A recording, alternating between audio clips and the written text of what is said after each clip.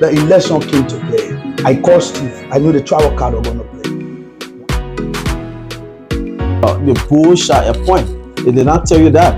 It talks about the president or the executive in consultation with the board. Welcome to Bowler TV. Once again, you are about to catch it here raw. This time, there's no joke. We have our guest who is ready to go all out. When I mean out. So pay attention and listen and learn. How you doing today, sir? I'm doing good, man. You ready for the interview? I'm ready. It's not raw TV here. You can't complete. So make sure now you're talking to the people, not to me. Yeah. I'm just asking the question the people want to hear. Oh, yeah, Introduce yourself so we can proceed. I'm prepared to answer all the questions. Oh yeah, my name is Magnus T. Lobo. You know, I was the youth chairman for the Labrenne Association, the outgoing leadership, and I've been appointed on the Constitutional Review Committee. So I'm here to answer all the questions. All right, Mr. Lobo. Thanks for that introduction. So now here will another new appointment by the president. This time, this guy is appointed to two committees: the Constitutional Review Board and the Benevolent Committee. So he will be helping with the draft and the amendment of the Constitution, and then he will also be assisting the executive, which of course working directly with the vice president, to follow up on burials, illness, critical issues, on death in the community, and all that. So today we are sitting with him. We are going to be asking a couple of questions. He will give his name, and we'll proceed from there. How are you doing today? Yeah, I'm doing good, sir. All right. So one thing I will advise you to do is that answering your question, you're talking to the people, not to me. Okay. So that is why I got to celebrate. Now introduce yourself so we can proceed with these questions. Okay, for introduction purpose, my name is Roland T.C. Tori, and I was appointed by the president, Mr. Harris Konya, to serve on the Benevolent Committee as a director, and also subsequently on the Constitutional Review Committee. Wow. Hi, Mr. Lobo. Thanks for that introduction. So as I learned, you serve as a youth chair under the Steve Bolles administration. Is that correct? Yes. All right. And how was that job? Oh, it was great. It was great. The only thing, it was not a paid job, but at least we're serving our community, and I got stuck with it, and I did what I could do, but our time was good. I can tell you, we had some other programs. We instituted some programs. I remember we had some program for the kids, which I was there, and because I have other things to do. So my deputy and I work very closely. Thank you. Mr. Lobo, I'm going to go straight into the question. We're going to be fiery and waiting. They may have been arguing all day in the WhatsApp chat group. Were you on the Steve Bolles administration when he sent a request, a letter to the board at that time to audit Nestor Myers and John Bonan's administration? Yes. Are you aware of that letter? Yes, I was aware of most of the things Steve was doing. I was one of the person who was really championing that. To read the letter. Yes. When you couldn't do it, man. The letter when I read our letter, he said nothing about olive. No. So what specific thing did you put in that? I have the copy of the letter, by the way. When we came to power, I was one of the person who told Steve, I say, when you come to power, and for transparency, we have to know what we met here, because the way, in order for us to retrieve the account, we have to be having meetings all over the place. We call Myers, and he can't show up. So I told him, I think we got to let the community know. And I think where Steve told me that in order to do that, the board have to approve everything we do. I said, okay, I think we can go through that procedure, and then we can see what the board can do. So I left it. I was not the one who read the letter, but I was in support of them reading the letter, and I knew that they wrote a letter. Okay, because according to Mr. Erite, who was, I think, the chair of the board at that time, he said you guys wrote a letter just saying, because the body wanted an audit, and you're not supposed to be there. So that's why they deny your request. Is that how it's supposed to be? Is that what the Constitution says? That when you write a letter for audit, it should specify exactly which portion or what you're supposed to audit? One of the things about the constitutions of the Labrenne Association, I'm one of the individuals who look at that constitutions to be a constitution that doesn't sound right. Most of the things written in that constitution, when you read the Grand Jury Association constitution, it look that they just copy and paste from the Grenadier. So you're saying for the Grenadier Constitution, they copy and paste it for the Liberian Association constitutions, and those guys who review, looking at that constitutions, and I don't think they do proper review on that constitution. There are many things in that constitution that it doesn't make sense to me, and I don't know where the board have that real authority, because the board have to approve when the president institute an audit for the ongoing leadership. So I really not a fan of that constitution. So I was one of the persons who been championing, even June Steel regime, that the constitution should be amended. But they didn't listen to me because we could not even work.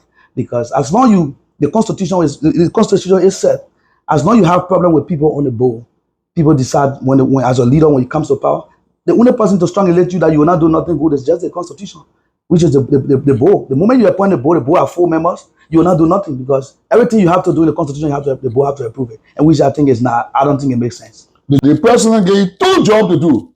You must be qualified. What special skills or expertise can you contribute to for the organization for these 2 appointments? Yeah, I mean, based over there, the appointment of the president, it was clearly stated during the debates that he wanted to do a benevolent policy, and we've been working together with the president. He knows our qualifications, and so he decided thoughtfully to appoint us to that committee, so we'll be able to come up with a policy that will affect directly and beneficiary to our community, the Liberian Association, to be specific.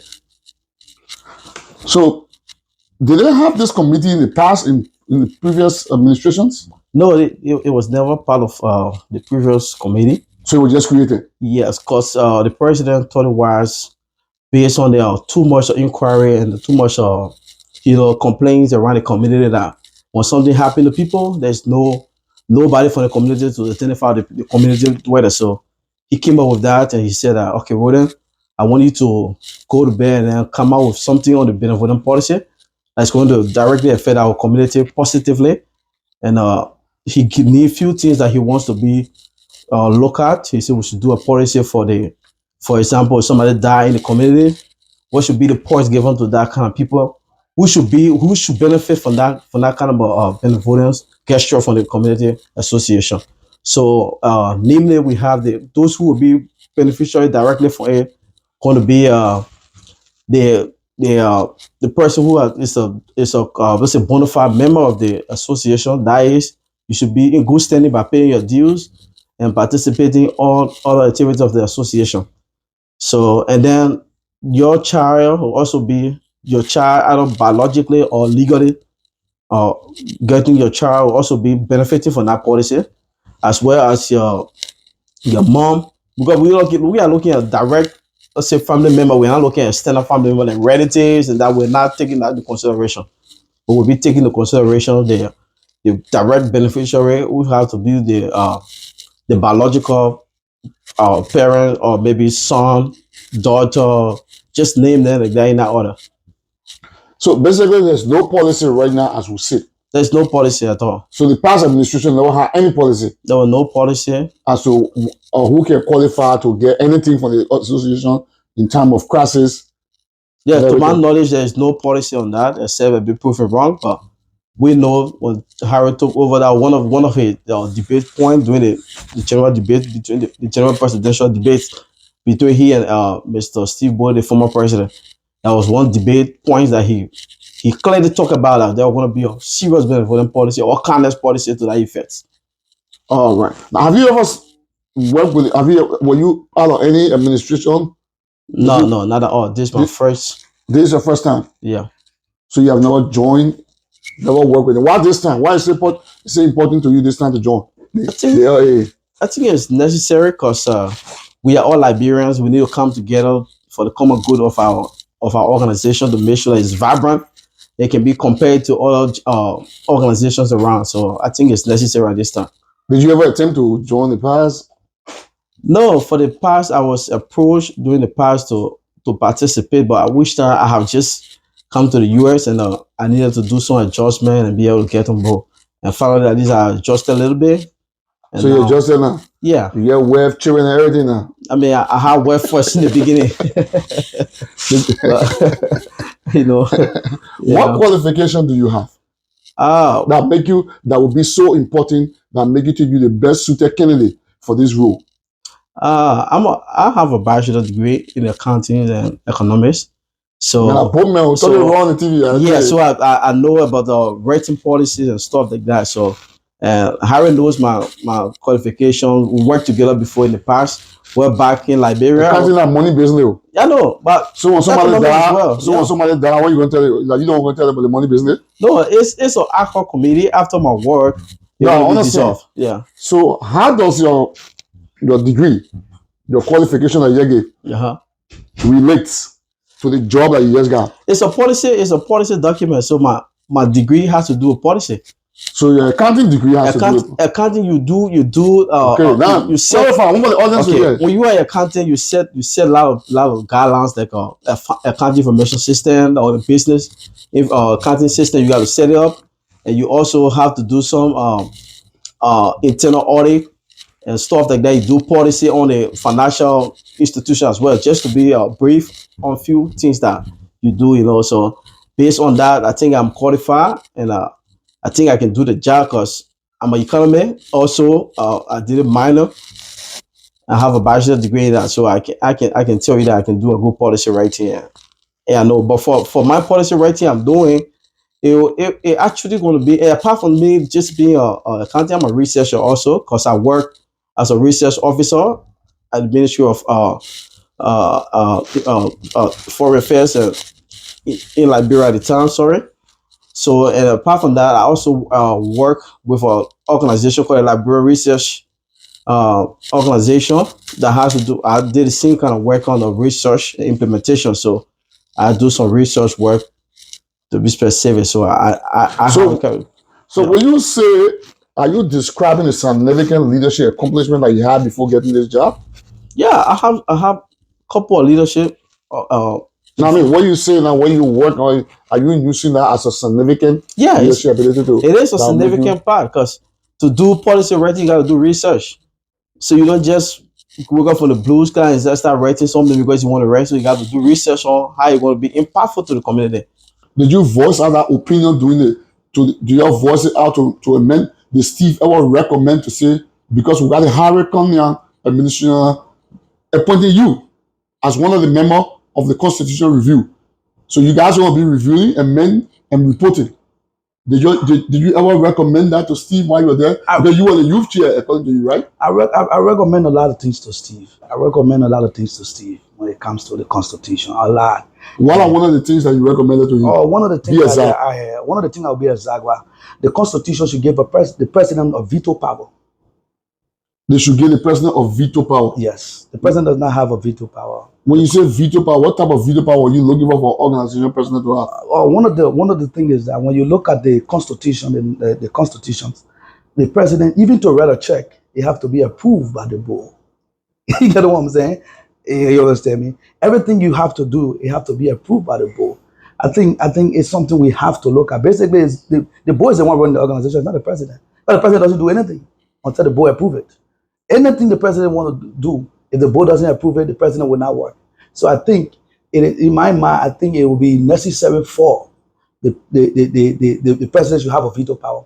Maybe we can have a limit. Yeah, but the board was established for check and balance. If you say the president should have a veto power, then of course Steve Bonnet, during his administration, according to one of the former board members, this SG, said that Steve Bonnet apologized for going to the bank because he did not establish any ad hoc committee that would have been over the July 26th event for 2022. So he went to the bank and took money out of there. And one of the reasons why the board was established is to do check and balance. So if he's saying they should have veto power, so you don't want president to be able to go to bank, take money from there? Not really, you know. That when you look at when you look at the association constitution, the Liberia Association Constitution, everything is done by the board. There should be a limitations that the president can do some things without the board approval. But this person got some other functions that he can do. No, there are not many functions. The man can speak to all meetings. The man can chair all meetings. The man got to go represent. But no, it's not enough. So the part, which part that let us put in the context, right? If you have a board member, let's say we live in a democratic society, right? Let's say you have a board member who comes from a different political institutions were appointed on the board. There are 4 members. Looking at the No, there's 7 actually. there are 4. No, I said there are 4 coming from a different political institution who have different belief and were appointed on the board. And the president have 3 members that were appointed on the board, right? Who support the president agenda. The 4 members who support the president agenda, it will not go, will block everything. That means the president will not function for the whole year. Well, but you gotta look at it, almost our Liberian Senate and our Liberian representative. Who elected? You know, and this is something we have. No, listen. Who elected the Liberian Senate legislature? Because The people. the people, but most Who of elected the board here? but most of the time when you look at the board, No, listen. Who elected the board here? people, The people. you know, So guess what? The people elect who they want to work for them. no, So but it's not like somebody. It's not like somebody is just there to. Somebody have a veto power to say pick the person, pick the person. The people pick the people. So this is my question now. If you saying that the president should have a veto power, right? Mhm. And you were on Steve Boy, you're the youth chair. yes, Was there anything at the time you're youth chair that you wanted Steve Boy to do and he did not do? Or- yeah, there were a couple of things I talked to Steve about. Steve said, "My man, we have to take it to the board. The board have to approve it." And you were against that. But yeah, some of the things I was Like what? against Can that. you give me an example before? Because we'll get into the question here. One I remember first special the July 26th program, the budget. When we did the budget was kind of not looking right to me. So Steve said, "My man, we have to take the budget back to the board. If the board approve this, then you got to pass. And not so we can't do it." Then 2, we had a program that was supposed to come here, and the board said that they were not informed ahead of time. You know what I'm saying? That Who was the chair of the board at that time? everything. Do you think Eric was doing all this to honor man and Steve Boy administration?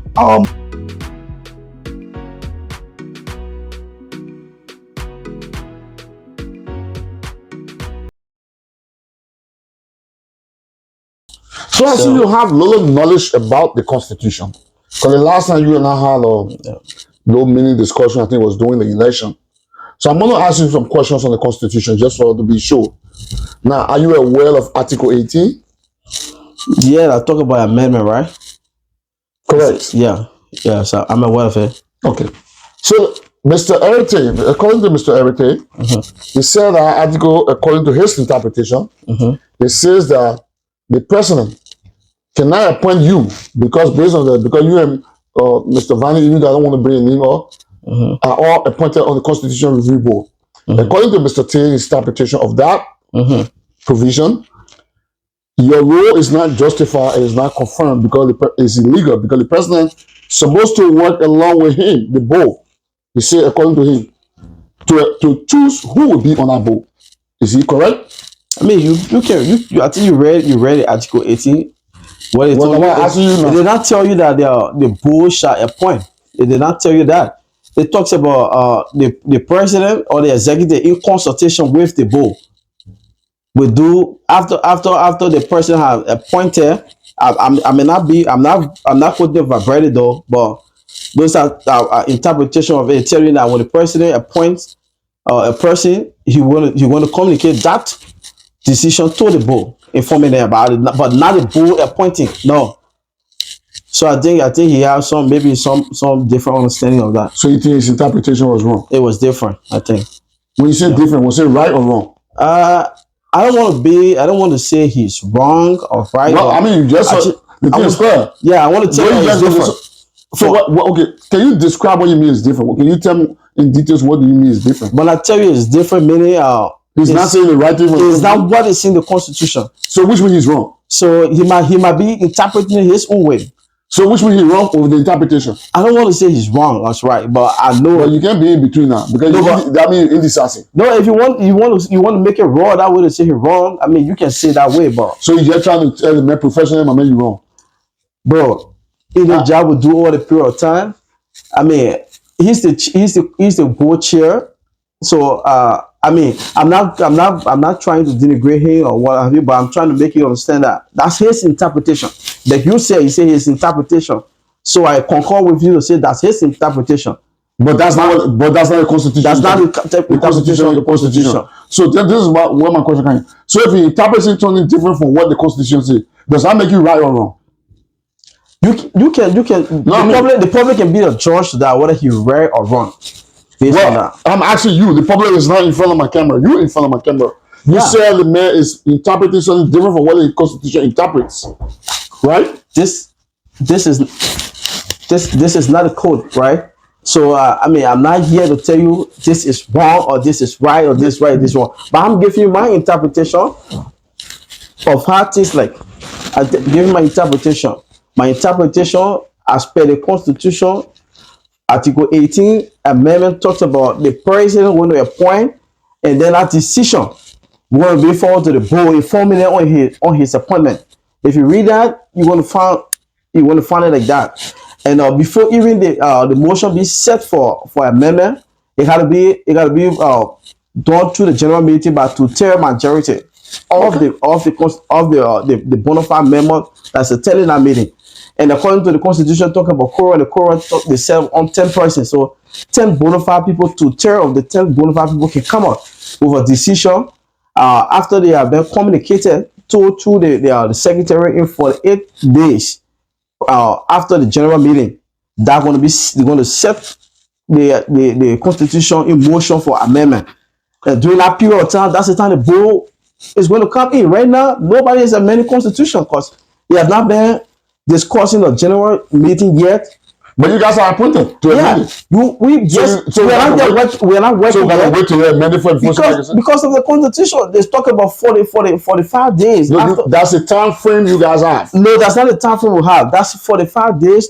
You read it, will tell you, it's talking about that's the time you should inform the body after information.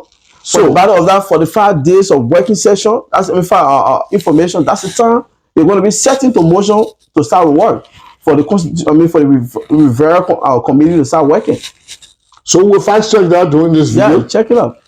So now, becoming a member of the Constitution Draft Committee, right? You are a member of that, right? Right. And then you play another role where you'll be going meeting bereaved people who get critical condition, critical illness, and other things, and the customer, the president, I believe, want to use this as a goal to unify the community so that he can have connection between he and the community in time of crisis or critical things, right? Mm-hmm. Now, in what way can you enhance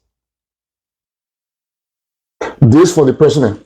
Okay, so let me just a quick correction. I would not be going, to identify with bereaved people, right? But my role is to write a policy that's going to affect those people that are named. For example, a bona fide member who has to be a due-paying person, and a person who has attended the activity of the Library Association Committee of Arizona.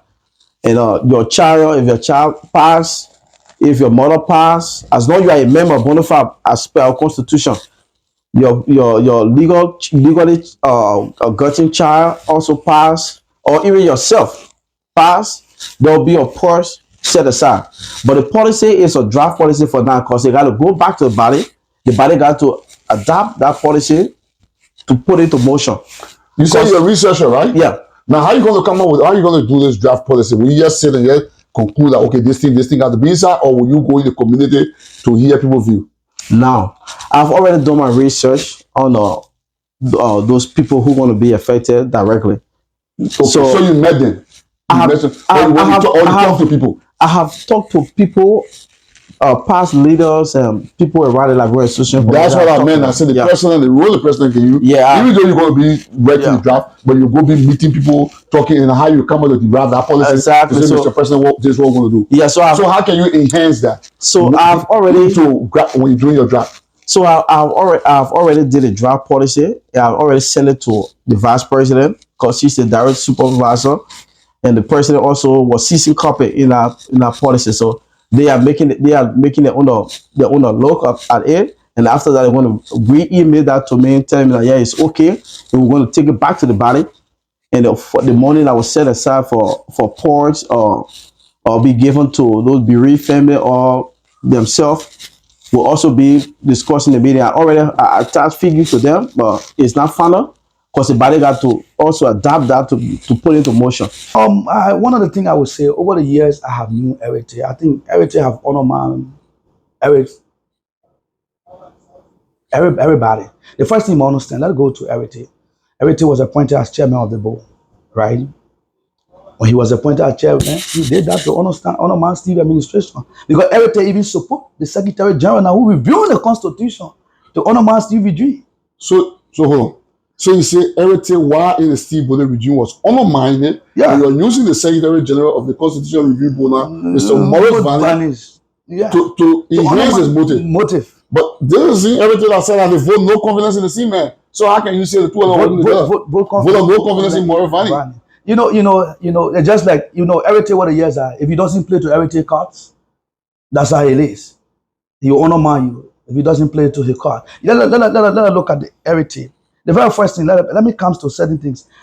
I think there was a new board just got appointed. And some of the things that we're talking about the Constitution. There should be in the Constitution, you live in a diverse community. We live in a very diverse community, right? You can have sex tribes. Yes, Manuel, I understand, but who elected these people? But they were elected. Is there any provision in the Constitution that says you can't have this amount of tribe on the board? But these are some of the things we are fighting for.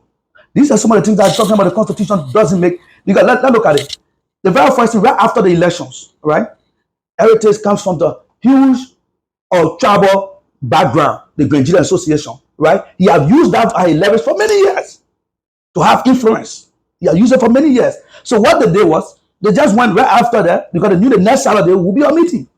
They knew the next Saturday. So you bring everybody, appoint who he wants, they make those appointments. Wait, hold on. They appointed them or they were elected? This is how it works. Okay. When this come to make the nominations, right?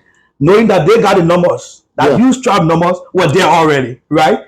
The vote, it's already been crafted. This is why in the Constitution, this is why Masters come in with the Constitution. There should be limitation in the Constitution. You can't have this number of tribes serving on the board. Even with that, you can't. So that means you cannot nominate such engineer on the board. It cannot be. This is not a normal society. You guys are about. Then this is my thing. Why don't you guys, before the election process can take place on the board, right? Yes. When you go to the ballot, you educate the ballot. Say this process right here. We don't want you to nominate six trap on it. Now, how does six trap being on the same board have any significant effect on the last board? I mean, let's do this. The last administration, the past three administrations, Yes. were Grangelia dominating it? I think a little bit.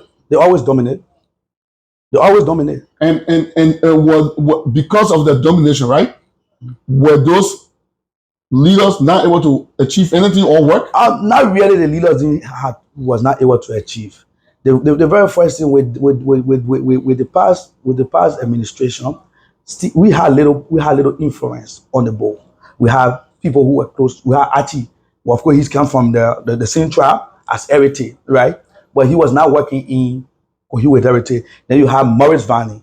You have few people on the board. You understand me? There was some changes made on the board, which would make sense. But my thinking here, I think in the Constitution, there should be a set recommendations how boards should be appointed. Are you getting what I'm trying to say? I'm listening to you. Yes, moving forward, these are some of the things that me being on that committee, this is what I'm looking at. So that we can say, okay, even with that, so when people are nominating, because this is how it works, when we go to those meetings right after the elections, they nominate the board. So you make your nominations, you understand me? Then everybody put hand up for the person, then the person get voted on the board. The number, the person be the number. So what we need to do, we make that clear in the Constitution that you can have such and so number of tribes on the board. Well, according to Erete, he used Article 18 that the president ought to work along with the board so they can appoint people. Is that true? That's not true. So Erete is quoting the article wrong. Because when he's saying that if the president alone just put people on the, first of all, they mention your job illegal. He said the job is not confirmed. I want to, you address the issue, but let me my position. The man said the job because the president appointed her to be on the Constitutional Review Board, that job is not justified. Your appointment is not justified because according to him, he interprets Article 18 as he and the president and all work together so they can pick who they will be doing that constitutional review. So do you think that Erete is using this Article 18 in his own interpretation to undermine this president because he said he didn't undermine people? Do you think he's using that to undermine this president? listening to heritage. I mean, I'm not saying I'm playing the devil Let me advocate. come in. You see, this is why I continue to say, listening to heritage saying that he using Article 18 of the Constitution to honor man to say that the president and him, so we are our On judge. the bowl now. I mean, him and me, he and the bowl. Yeah. It's illegal. It's not justified. It's not confirmed. It's so sad. Heritage was appointed by the president before Lester Myers, right? Heritage was appointed. That's how he works on this constitution, and this book of constitution. Heritage was one of the chairman of the Who appointed him to work on the book of the alleged book of constitution? Avi to appointed Heritage. Yes. So there is Heritage today. This is why I told you the hypocrisy in Heritage. Heritage is now telling you today he was appointed by Arvin Twelve to work to review the constitution. And now Arvin Twelve in the bowl. Yeah. Was it Arvin Twelve in the bowl? Or was just Arvin Twelve? It was Arvin Twelve who appointed, because the president is the one is responsible. You understand me? The president is the one responsible to appoint. You understand me? So Arvin Twelve appointed Heritage. Now, when Arvin Twelve appointed Heritage at that time, was the bowl in consultation with him? Not really. So because Arvin Twelve was the president. Yeah, he was the president. So Arvin Twelve appointed Heritage and everybody else. The board was just informed. To review. Yeah. Now, when you say the Grand Jury Organization Constitution, have you seen the Grand Jury Organization Constitution? Yes, I've seen most of the things in the Constitution of the Grand Jury Association. And you think that most of the things that are there is in just copy and paste. Can you give me two examples or two things that I like that is in the Grand Jury Constitution and the Constitution now? Just an example. You guys want me to go into my man, into you this on Raw TV. The people need to know. Because listen to me, their TV is trying to dig out the Bode. So we don't know the in the community for today. Yeah. For today's discussion. Yeah. Right? For today's discussion. Yeah. I remember working on the reviewing of the new constitution. I understand, but you work in the past. So your past will not leave you because listen to me. Anybody that's also educator on things that happen, because it happened before. If you want to fix something first, you got to first have to look at the root cause of that thing. The constitution today is bringing problems. There's a big debate. Some people say Heritage should not have denied the audit. Some people say Heritage was wrong for denying the audit. Heritage has been justifying that your job. Your who can review that because why do you think Mr. Cunningham pick you guys?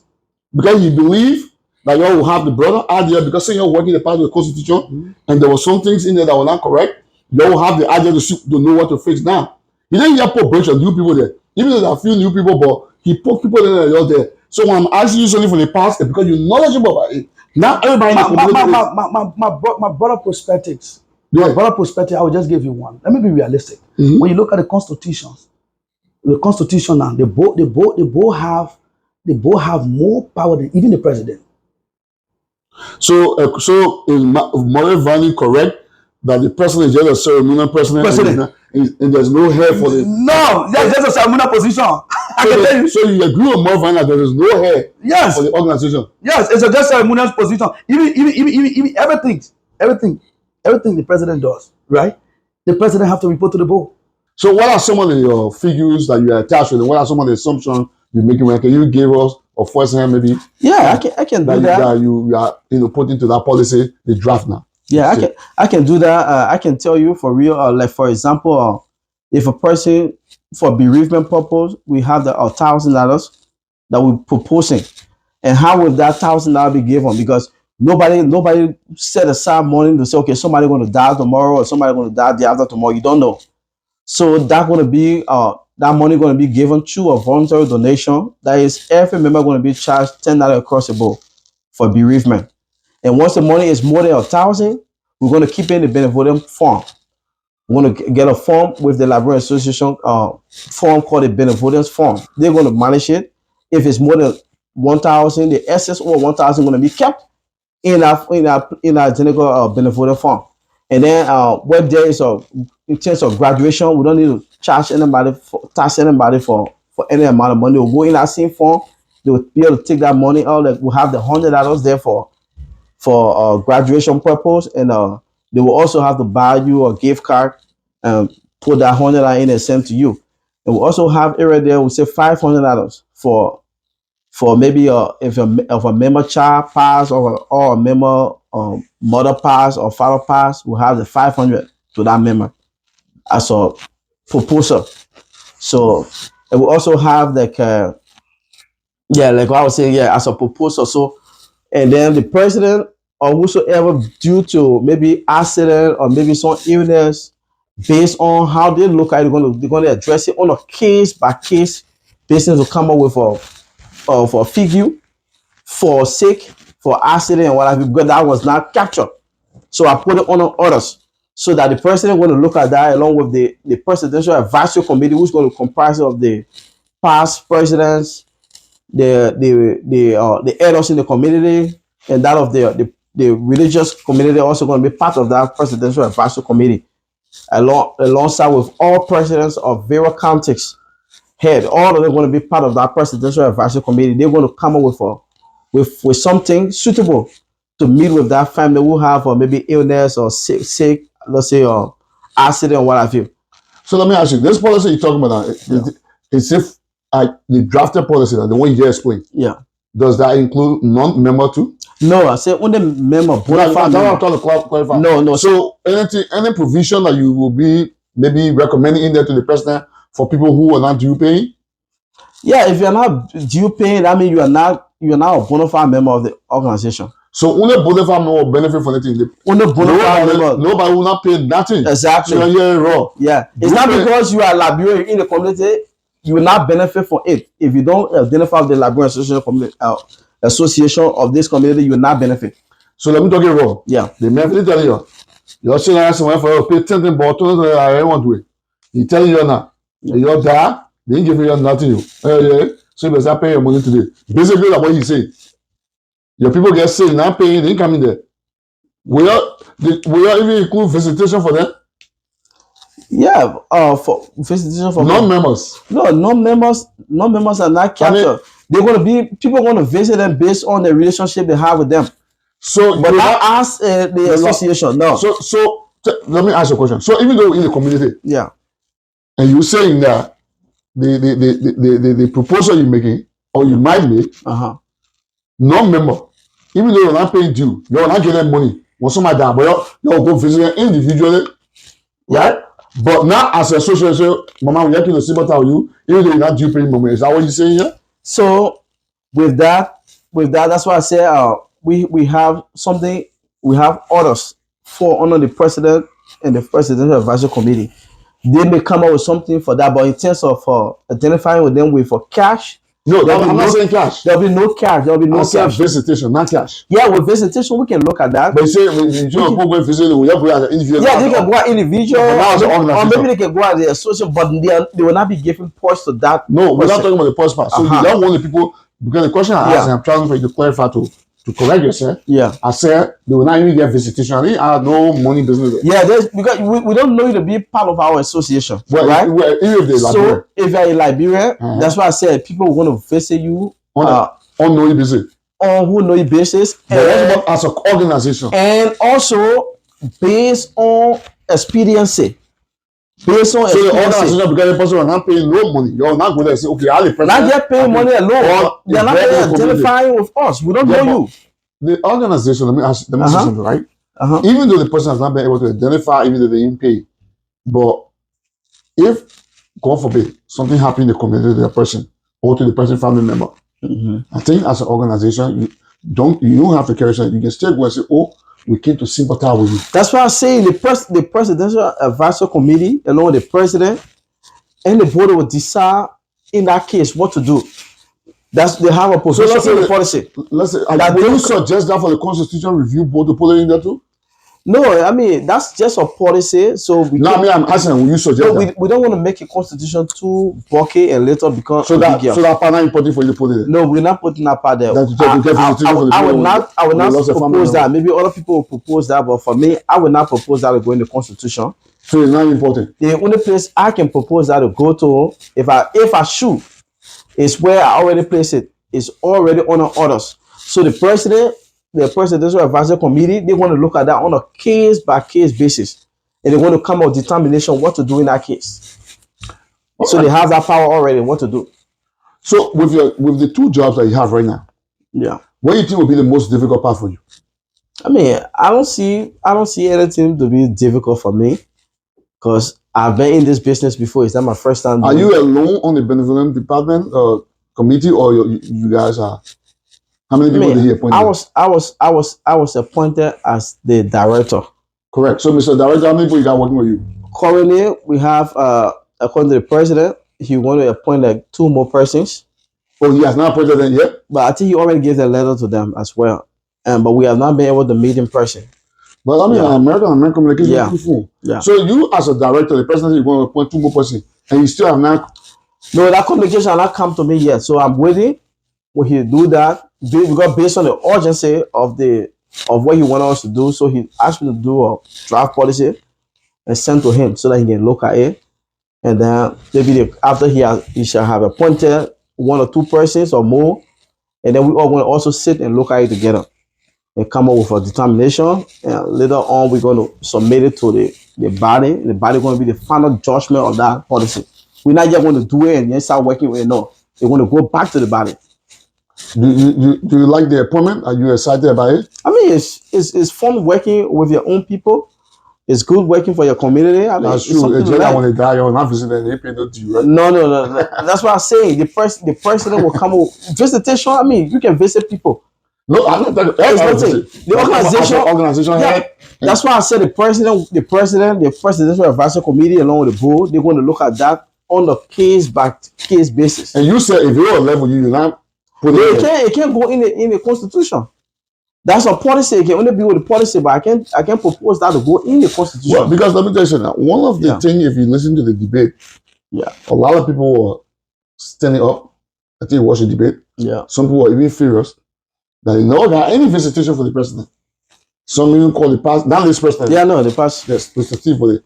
So some individuals even call it Mr. Steve Bullitt a liar. Now, that's what the basis of my question. We don't know if those people were due paying members or not. So you see, that was some of the reason that we came up with the policy to make it clear to the people.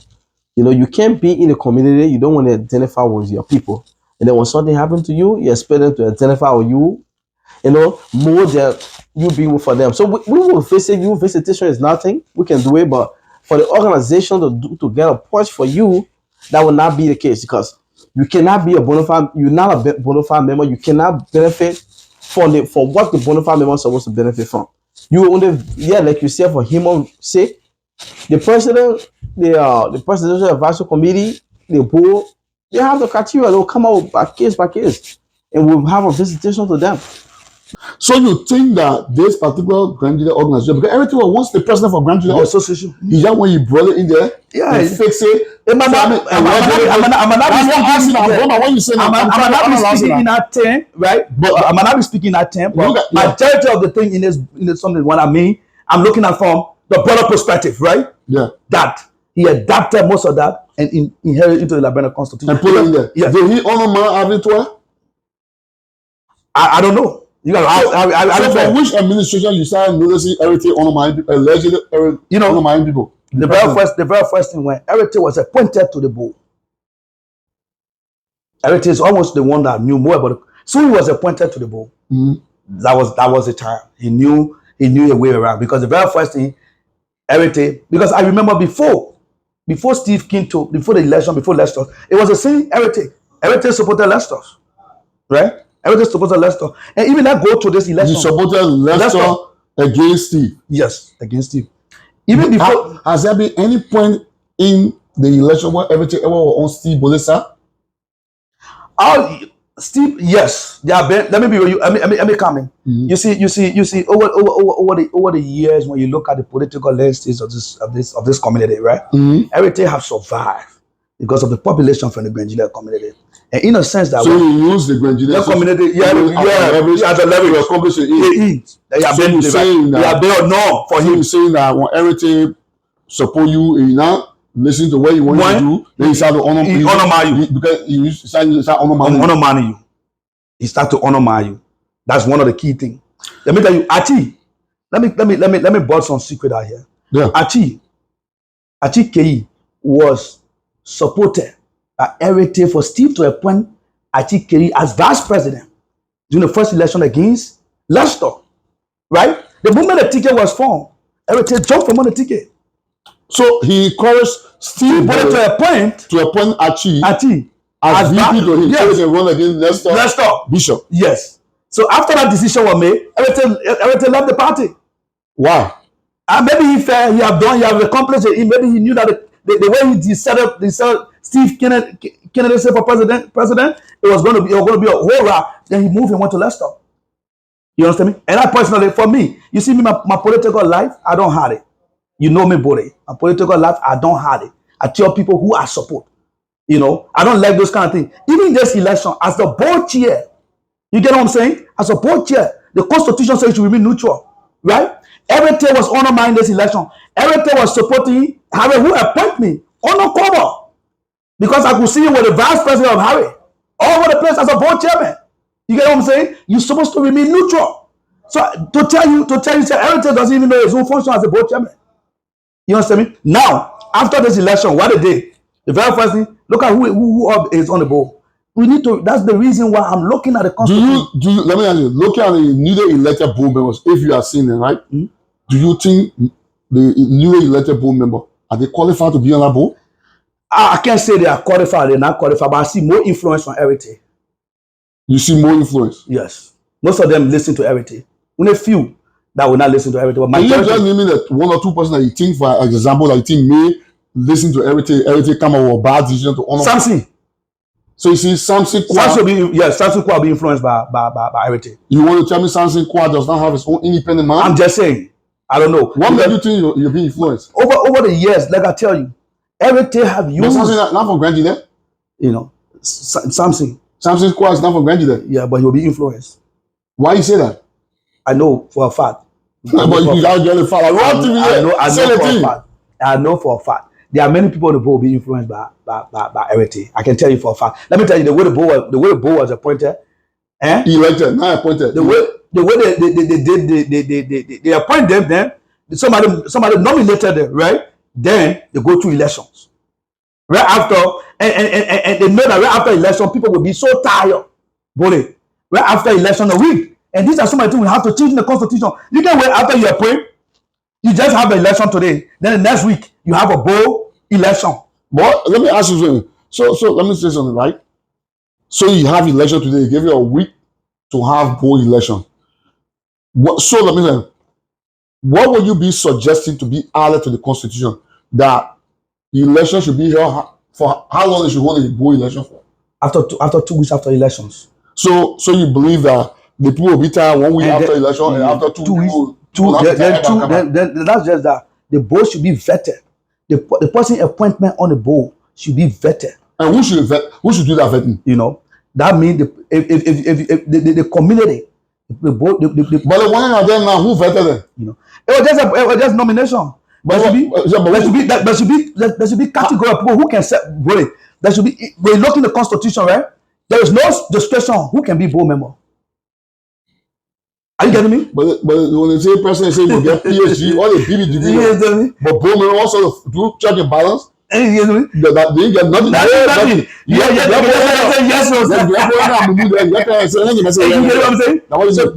Yes, one of the things we have to look at. That's one of the key things, because a board member should be logic about the Constitution. Should be logic of reasoning. Somebody who understands the Labor Association for many years. All the powers board, are you telling me most of them were not knowledgeable about the Constitution? Majority of them were not knowledgeable. What's about the one now? Oh, the one part right now. I don't want to talk about it. This is why we have to read. This is why some of the things need to be. This is why we need to be specific in the Constitution. How boards be elected. You know, because I'm planning to interview all the board members. Some are declining. Some don't want to sit on camera with me because they fear maybe the thing that I will ask them difficult question. But I'm not going to be asking you a question whether you're newly appointed board member or not. I'm not going to be asking you a question other than when you see you myself talking about it's about the organization, right? You served before. You never served on the board before, right? But look, you're giving insight to people about things that happened in the past. Now that you're giving your insight about things that happened in the past, we're going to come to the present. What special skills or expertise can you contribute now to the board, the Constitution Review Board? Because you've been there, you have saw all the things that been, the Nicodemus thing that been taking place now. the president have appointed you now. You- What changes? What expertise are you bringing this time that will be different from what you provided to the youth?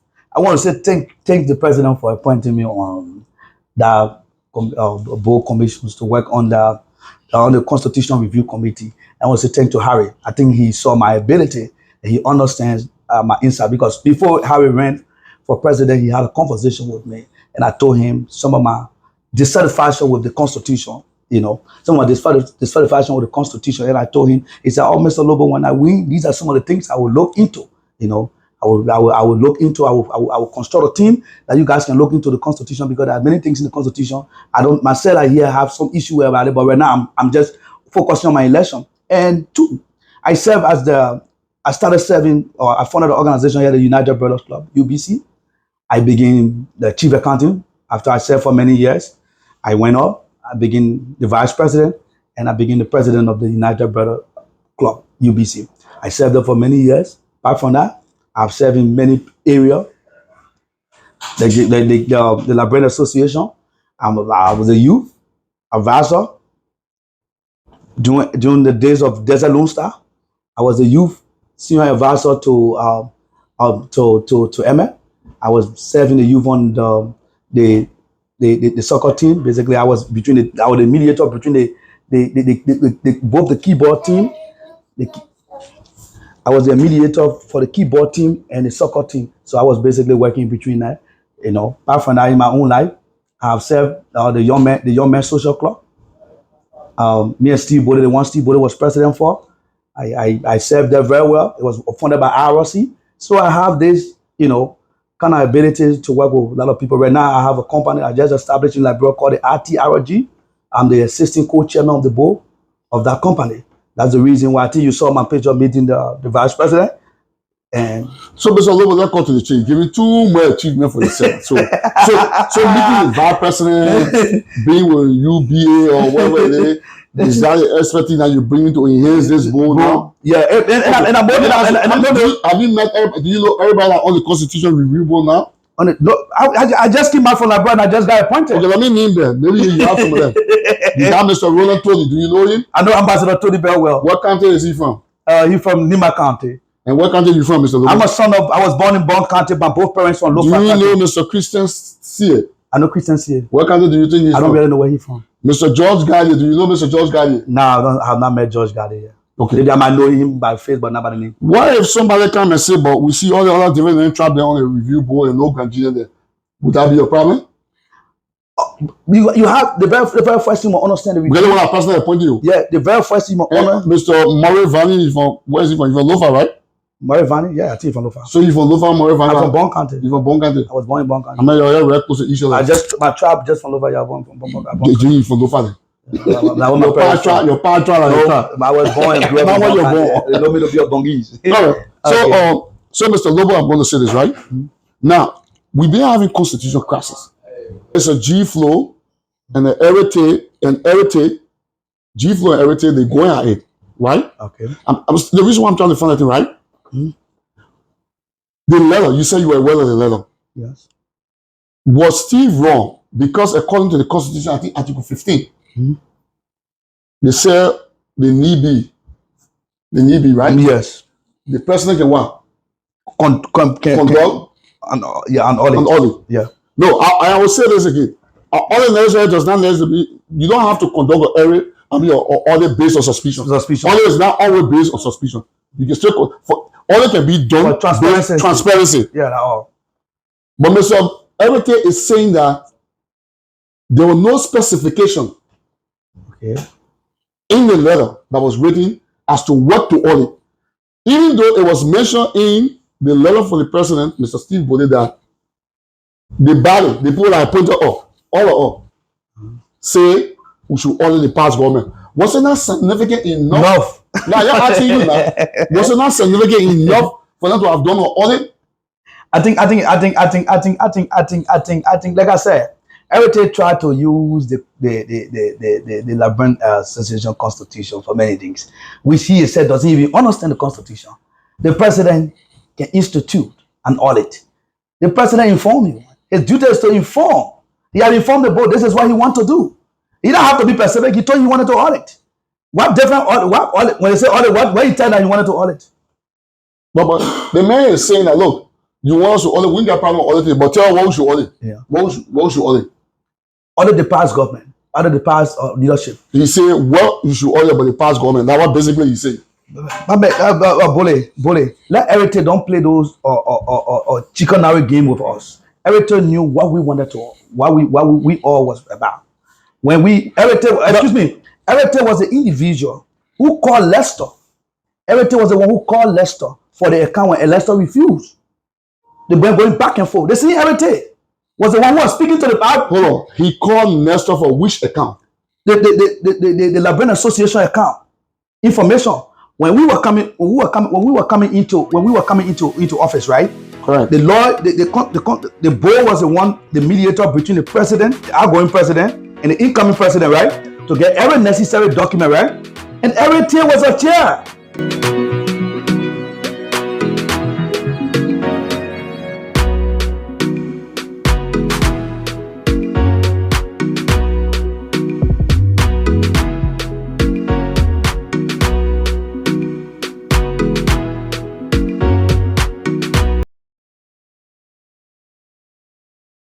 Did you watch Mr. Morris Vanny's latest interview with me? No, I'm not going to go through it. Because in that interview, he tried to say that everybody in the executive equal. Do you agree to it? He mean there's no head. Basically, what Mr. Vanny is saying is that there's no head for the Liberian organization. Everybody that the executive, they equal. So just a ceremonial position to say you the president at all. No, the president, they are equal, but they are first among equals. And the president is the first among equals. That is, he's the head for the executive. So all of them, they don't have the same role playing. That's why the president, shall be the face of the organization, outside as well as inside. So that he's also the ambassador. He's saying it the wrong way. They're not equal like that. They have first among equal. And the first among equal is the president. But you see, look how you answered Mr. Vanny's question about Mr. Vanny. He said, yeah, he's saying it the wrong way. But you couldn't say the same thing about everything. Why? I don't know if I say he's saying it the wrong way. He's saying it the wrong way. No, I say like you saying it the wrong way. I'm not saying I was quoting Mr. Vanny. And you said, well, he's saying it the wrong way. Yeah, if he says so, then he's saying it the wrong way. But Mr. Vanny tell you, they say that. Why? As you go 18, when you said it, you were knowledgeable, but you weren't clear, but you refused to state the man was not quoting the article. You said even though the Constitution was right, and he was not saying it, but you refused to say you were saying it the wrong way. The reason is clear. It's written with the Constitution. It's based on interpretation. Correct. But what you're saying, you are quoting directly. There's nothing written that the Constitution says the person they are all equal. If you say the Constitution say that way, they are all equal, then that will be an interpretation. That's what the man getting his business from. Then that will be an interpretation. And that interpretation will be subject. And then what? So are you also knowledgeable about Article 7? Say, what you say about that? So he Article 7, he talks about the personal appointing, right? I'm very busy, right?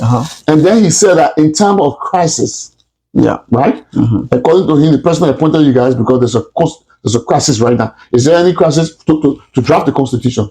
Well, remember, I'm talking about two things here. No, it's not a crisis.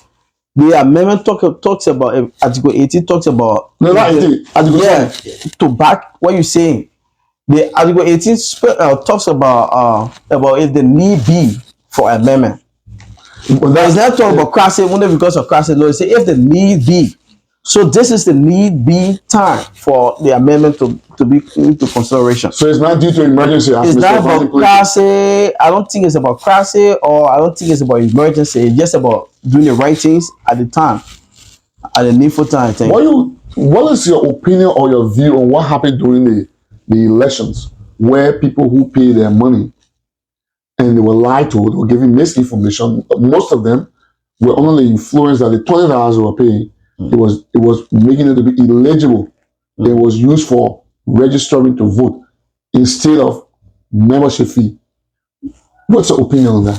I think, like you say misleading. I think people might have maybe understood the communication differently, or people might have informed people differently.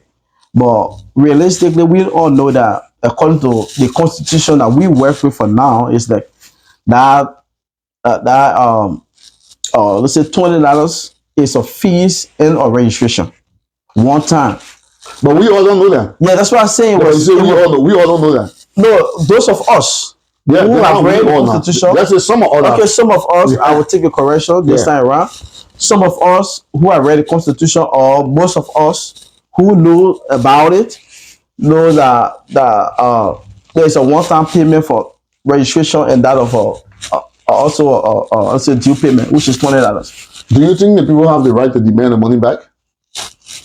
Well, I can't say they have right to demand their money back because they are aware that they have to pay the people who are misled. Do you think they have the right to demand the money back? I don't think we need to even request about getting the money back. What I think we need to do is to come together and be the reason and understand the wrongdoing. What if they want the money back because they pay the money with the impression that they were registering to vote? Then we will have a discussion with them, and then we'll leave from that. What point. Type of discussion are you talking about? If they come with that case that they want the money back, we have a way to. We've been managing crowds here. We are experiencing this. And you were one of those that was talking. You made some great points. You are knowledgeable about the Constitution. Now, the president in power right now were accused of not attending meetings. What would be your suggestion or opinion as to what verbiage you're going to be using for that particular attendance? Man, I mean, the Constitution, it did not tell you how many times you should attend a meeting before you be qualified to be part of the election or whatsoever. The criteria is not for that. It's talking about you should just attend a meeting. So even one meeting, 2 meetings, that's it. You are attending a meeting. So maybe we can look around that to see if we are to make it specific. Yeah, but maybe we can look at it and see how we can work around it. Do you have any suggestion in mind as to what you think it may be? So one thing we're going to do as a committee, we're going to have a constitutional review. That is, after we've come up with our suggestion to the body, we're going to open for suggestion from the body. And in that case, we're going to tell them all these things, and they're going to come up with their arguments, play-by-play description on all those things that they need to be in the Constitution. We're going to look at it and have some experts coming in, like the past Constitution Review Committee chairperson. We're going to invite him. We're going to invite the leaders from various communities. We're going to invite, there's knowledgeable people. So maybe Antonia Laws. We're going to invite them. They're going to come out and they're going to tell what are those things that are necessary and not necessary to be. I can tell you for sure. No, we'll look forward to that. Now, is there any? I will give you the chance to make your parting statement before we conclude this interview. But thanks for inviting me to your residence and granting me this interview. I really do appreciate it. We look forward to you working the ball. I'm going to do another interview within 90 days, so we can see where you started from and where you are right now. So in the next month or two, we should have that benevolent and special the Constitution draft been submitted already. You already said you started working on yours and you are giving something to the president. Now, so correction quick, it's not the Constitution I'm working on. No. I said okay, yeah. I said you already said benevolent. That's what I'm talking about. Because you're working on 2 things now. Right. So you don't want to confuse it. But I said you already said you're working on the Constitution review and you are already giving a draft of the benevolent stuff. So we got to because you're working on 2 things, so we don't want to confuse the people. Right. All right. Excuse me. Any party statement? Yeah, so in regards to the president 30 days deliverables that he was going to constitute a benevolence or kindness committee or policy to take effect for our members who been contributing to the organization, at least so we can be able to contribute back to them. Because it was a noise in the community when we took over. When I say we, I'm talking about this president and the rest of the people. That people wearing visiting their members when they pass off and what have you. And I was able to have some conversation with some of the past leaders. They told us that the reason why they don't want to do that because it's nothing. There was no policy. There was nothing enacted so that they can be able to come up with some points to those bereaved families. So in that case, I think they make attempt 1 or 2 times and it brought a lot of noise in the community. They were not, other families said that, okay, you visited other family, you give them this amount, and now you come to us, you give them this amount. So because of that, the president was clear, and we have come up with a draft policy.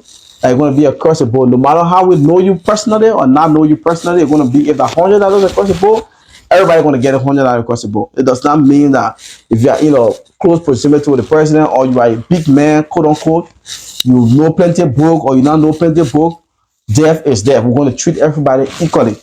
If somebody personally want to contribute to you, that is a different thing. It's not part of the association. So I'm encouraging every one of us in this community to be a part of this community. We cannot stay away from our own community and we expect it to be better.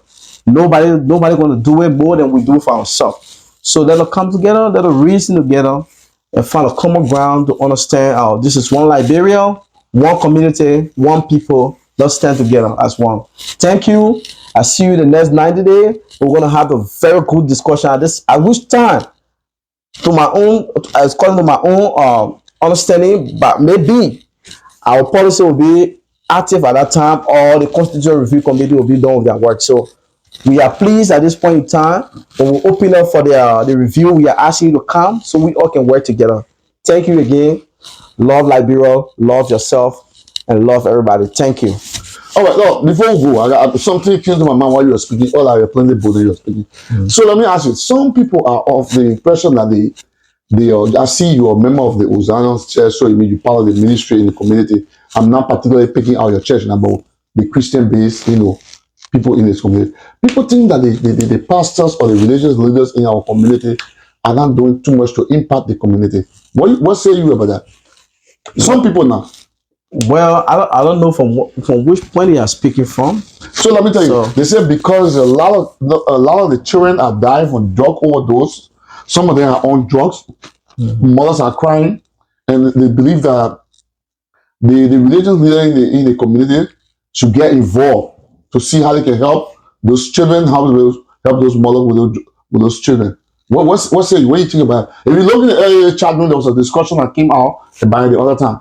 And I wanted to have a panel discussion, which I'm thinking about. What do you have any idea? What do you think? Yeah, I mean, I agree with them. When they talk about the pastors need to be part of the redemption process, need to do more. Or they need to do more. They need to be part of the redemption process of their kids that are going astray in drugs, addiction, and stuff. I mean, I agree with that point. But if you want to blame them, I'm not going to agree with you blaming them totally for that, because they were not the one who encouraged them to go do that. So I think they have, in their own weak, human way, I think we can work around things and talk to them and see how we can involve them. Like the president, he came up with some suggestion on that part of the drug addiction. It's a whole thing by itself. So he came up with some suggestion. I think he's doing some draft policy on that. And I guess I want to help us too to work along with the pastors, all the religious community, that is the imam and what have you, the elders in the community, and people who are knowledgeable about drug addiction, how to talk to kids, take them from the school. We're going to work with people in this guy. So I don't want to really blame them on their soda and hold it. So you agree with them that you think and believe that the pastors are not really doing well? They're not doing too much. I agree with them that the pastors need to be involved. Or the religious people need to be involved. But according to some of them, because I'm doing a documentary, according to all of them, they are all involved. Okay.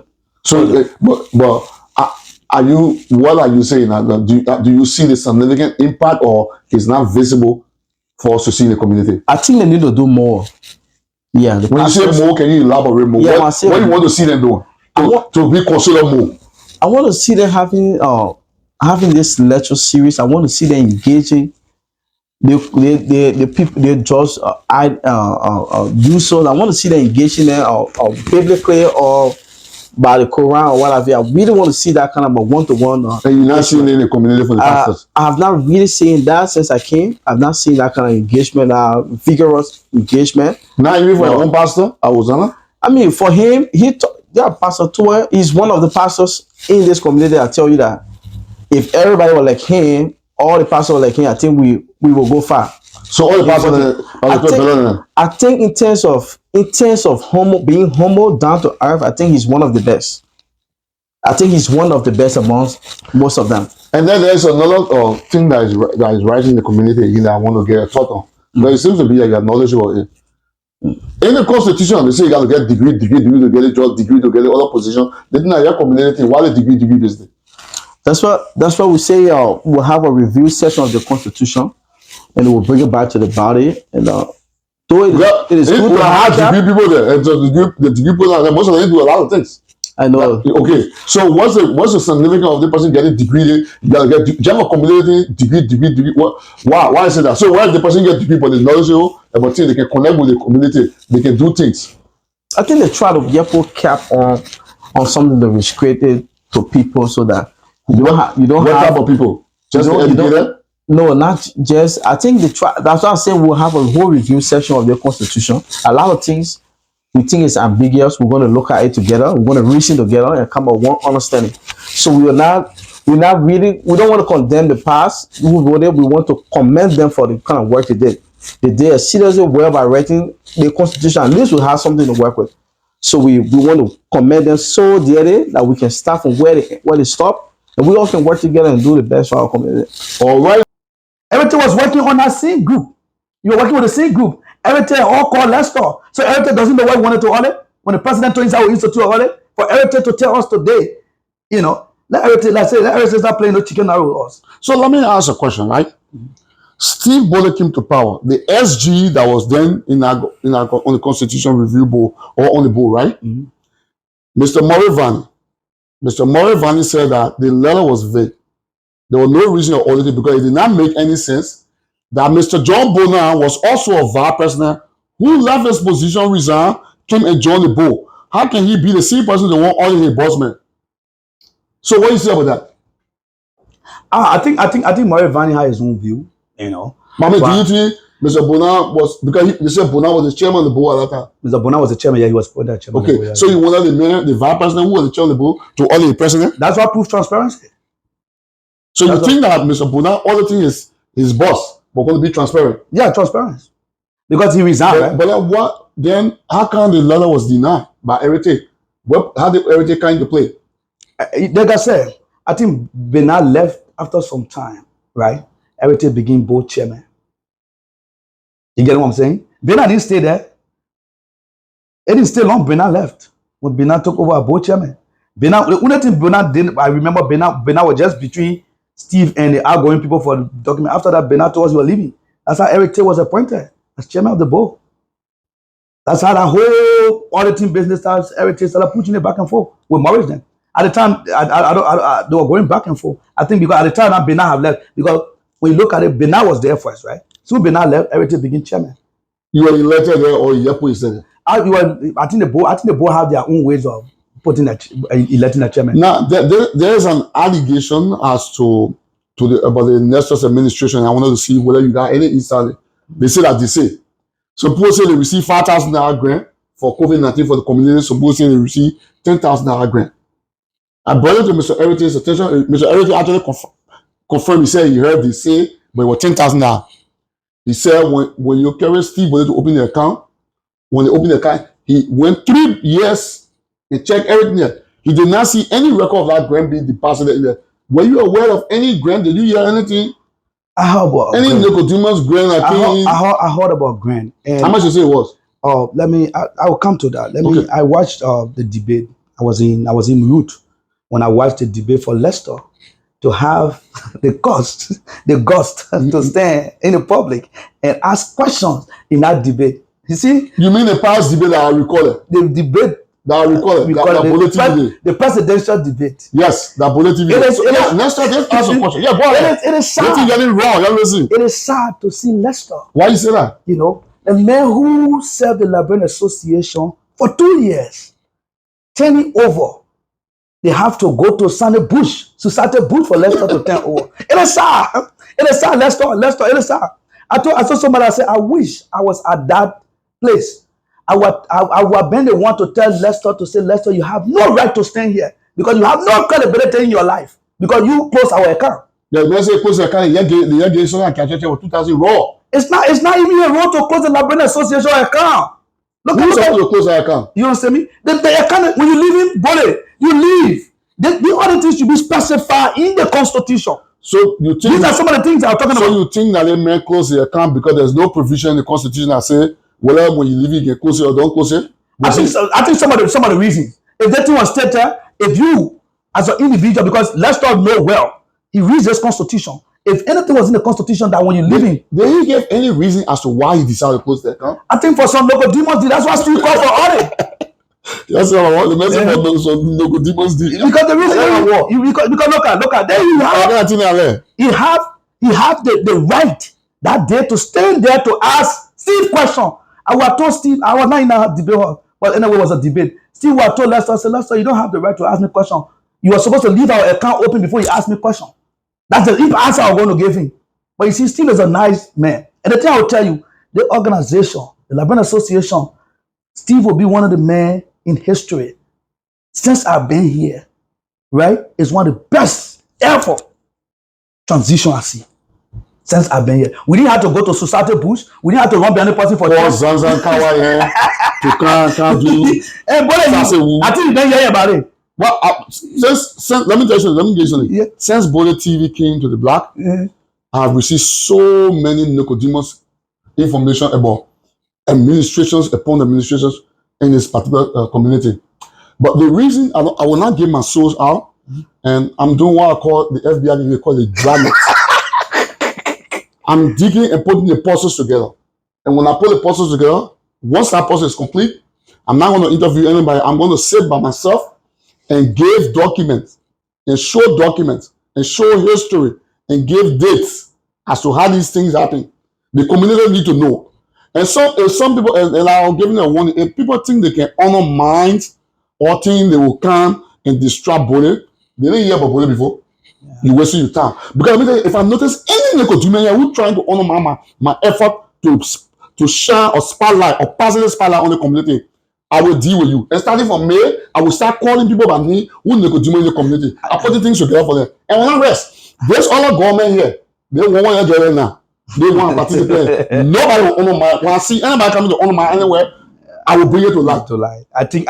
Listen. Whether the travel car will play in the back in the past or not in the past, myself and Grandy there, no travel car will be playing in the community. We all are Liberian. We don't come down from travel listen government here. We all are Liberian. No more where you go, you mano, you crown, you wow. We all are Liberian. Everybody will serve here. Everybody will help. We all need to participate in bringing this community to life. We're not paying travel car right here. If I catch it anywhere in the other government, I will put my money inside. I will put my money inside and I will be going with it. Raw. So when you hear the word raw, that's how you see the real body.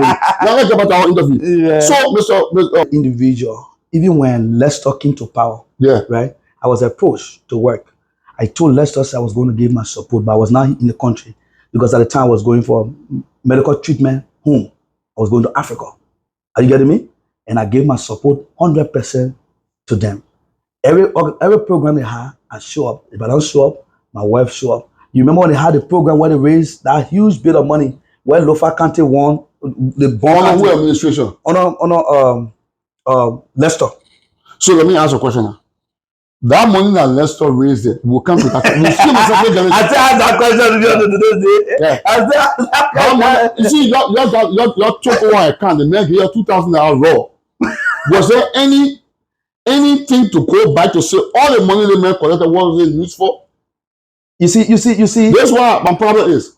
You see, in this community, over the years, what we have lived in the Liberian society for is never forget it. That monkey get it. Nobody forget me this time. Right? I will not move for beyond the money here business. I will not move for beyond I can't have a close business. You know? I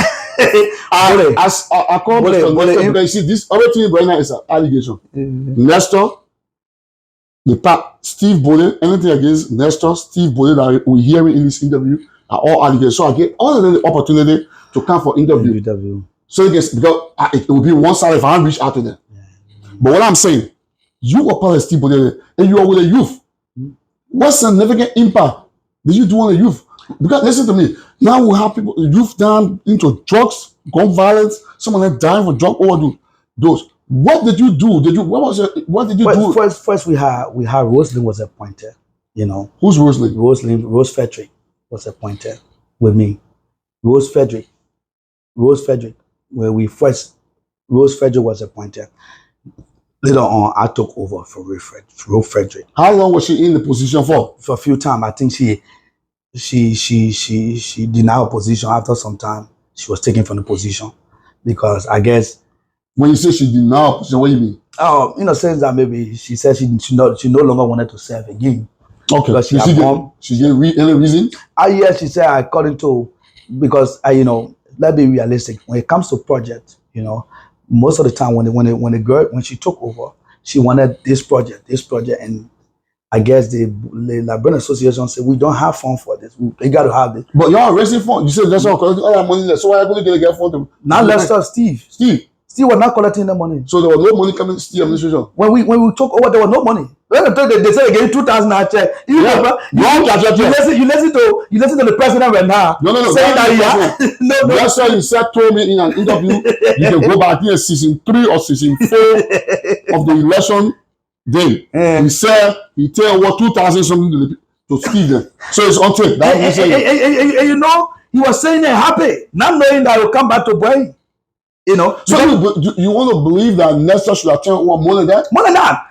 Why you say that? But I remember when we had that program where they had that Queen contest where the girl from Bon County won that night. Princess Sua was running for Grangela Association. I remember that Queen contest. I think the race almost close to 13 to 14,000. I was here because I was into that Queen contest because and for 2 years. For 2 years, did you see any kind of a significant project that could have cost that 13 or 14,000 more? 2 years, I only want July 26 in 1 year. So at 2 July 26. Apart from that, I did not see anything tangible from the John Bonan administration. The only thing I remember, they had some get together at the park and buy meat. Normally they say that Liberian Independent, which was okay. Was there any financial report done in both administrations that you know about? Steve and the national administration, was there any financial report that we can point that we have record of? I can tell you, buddy. The Steve administration, our financial report was concrete. Do you have a copy of that financial report? I don't have a copy with me right now. But can you get me a copy? I will get you a copy and send it to you, Mr. Bode. But okay. I can tell you, I'll wait for you. You can rub on camera. Okay, Mr. Bode, I can tell you, there were financial report all the time to the board. And one of the things I remember, there was a program I chaired, right, for the youth. Steve was giving me hard time while I was out of the country for receipt that he wanted to report to the board. Can you imagine that? I have to tell him the receipt was in my car. Steve had to come drive here to my house to pick the receipt from my car. Just he wanted to get, he said how much remaining form. I had to send it to him the remaining form just because he wanted to get report to the board. Because he said he wanted to leave power. And I think you listen to his, I think Bode, you listen to Steve during the debate. Steve said he want Harris to audit his. Yeah, we all heard that in the debate. Now, I ask you, why you think Steve lost this election? You were waiting for him. Why you think he lost? Let me tell you, when the election came to play, I called Steve. I knew the travel card were going to play. One fact. So who were playing the travel card again? Eric was on the moon. Omika was on the moon. And the two people don't support you. They were on the move. So you were learning at Omega Color. And everything always play the travel card. Kind of things that yes. There. And I knew the Nigerian Association had the numbers. And I told anybody. I told Steve. I said, hey, trust me, this election will be a difficult election. And the reason is that our guys are on the move. so I knew. Okay, let me tell you. Even if the people are talking to the tribal people to vote against Steve, what made them to turn against Steve? You said you supported him before, right? But listen now, you said you supported him before, right? Steve came to power. Just wait now. Didn't Omega Tower and Heritage support Steve Bode before? No. They never supported Steve came to power. There was no election. Leicester. I'm too informed. There was no election. Leicester are going to run. Leicester are going to run. I think maybe at that time they will not support Leicester again because maybe they are for a part of Leicester because there was no. So the chance Steve Bode won on the white band.